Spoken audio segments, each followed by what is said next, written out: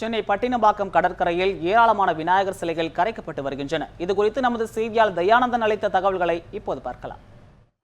விநாயகர் சதுர்த்தி விழா கடந்த திங்கட்கிழமை அன்று கொண்டாடப்பட்ட நிலையில் சென்னையில் மட்டும் கிட்டத்தட்ட 2000க்கும் மேற்பட்ட சிலைகள் பிரதிஷ்டை செய்யப்பட்டன. இந்த பிரதிஷ்டை செய்யப்பட்ட சிலைகளை கரைக்கும் பணிகள் கிட்டத்தட்ட 3, 5, 7 போன்ற ஒற்றைப்படை நாட்களில் தான் நடைபெறும். இன்றைக்கு தமிழக அரசு அனுமதி அளித்திருந்த நிலையில் பட்டினப்பாக்கம், திருவொற்றியூர், நீலாங்கரை, காசிமேடு உள்ளிட்ட 5 இடங்களில் சிலை கரைப்பு பணிகள் நடைபெற்று வருகின்றன. இந்த பிரம்மாண்ட சிலைகளை கிரேன்கள் மூலம் கரைக்கும் பணிகள் இன்று தற்போது நடைபெற்று வருகின்றன. இந்த பணிகளானது இன்று இரவு 10 முதல் 11 மணி வரை நடைபெற இருக்கிறது. இதற்காக சென்னையில் பல்வேறு பகுதிகளிலிருந்து சிலைகள் பட்டினப்பாக்கம் கடற்கரைக்கு கொண்டு வரப்பட்டுள்ளன.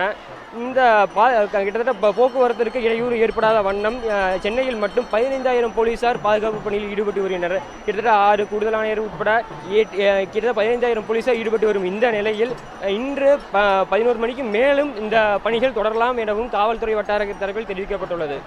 நியூஸ் 7 தமிழ் செய்திகளுக்காக ஒளிப்பதிவாளர் சங்கருடன் தயானந்தன்.